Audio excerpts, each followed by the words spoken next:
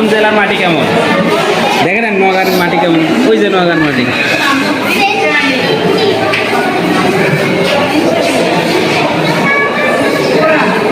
রাঙ্গামাটি, লাল মাটি, মৌলভীবাজারের লাল মাটি, কিশোরগঞ্জের লাল মাটি।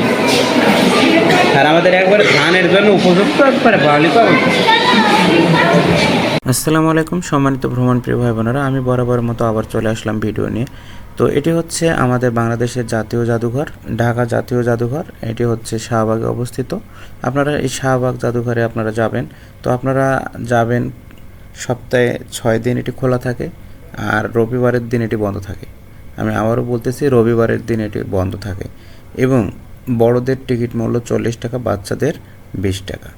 আপনারা প্রবেশ করতে পারবেন সকাল 10টা থেকে আপনি সন্ধ্যা 7টা পর্যন্ত, এবং শুক্রবারে শুধুমাত্র জুম্মার নামাজের পরে অর্থাৎ বিকেল 3টা থেকে আপনার সন্ধ্যা 7টা পর্যন্ত খোলা থাকে। তো আপনারা যাবেন, এখানে যে গ্রামের ঐতিহ্য সিনারিগুলো আর্ট করে রেখেছে, তুলে ধরেছে, এগুলো অনেক সুন্দর।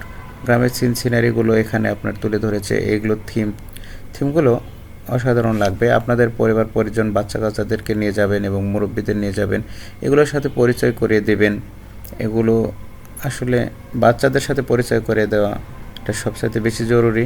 বাংলাদেশের কালচার কী ছিল, কারণ মুরব্বীরা তো এগুলো পার করে এসেছে, তারপরেও তারা যখন এসব স্মৃতিচারণ করে তখন তাদের ভালো লাগে, আর বাচ্চারা যখন নতুন দেখে তখন তারা এক্সাইটেড হয়। তো আপনারা পরিবার পরিজন নিয়ে, ফ্যামিলির বাচ্চা কাচ্চা নিয়ে আপনারা এগুলো ঘুরে আসতে পারেন, দেখতে পারেন, সময় কাটাবেন, বন্ধু বান্ধব যাবেন, ভালো লাগবে। বাংলাদেশের একটি জাতীয় জাদুঘর, সেখানে আপনারা যাবেন না তা হয়? এখানে সুন্দরবনের আদলে এই সিনটি তুলে ধরেছে, দেখুন কত সুন্দর। তো এর মধ্যে বাঘ রয়েছে, দেখতে পাচ্ছেন আপনারা যে বাঘ রয়েছে এখানে, ওই জঙ্গলের মধ্যে বাঘ রয়েছে। তো একটি দিন, একটি বেলা, একটি বিকেল আপনারা এখানে কাটাতে পারবেন। যাই হোক বন্ধুরা, সবাই ভালো থাকবেন। আরও পর্ব আকারে এই জাদুঘরের ভিডিওগুলো আস্তে আস্তে আমি দিতে থাকবো। আপনারা আশা করি উপভোগ করবেন এবং সাবস্ক্রাইব করে রাখবেন, কারণ সাবস্ক্রাইব দিলে আপনাদের কোনো ক্ষতি হবে না। কমেন্টসও করে রাখবেন।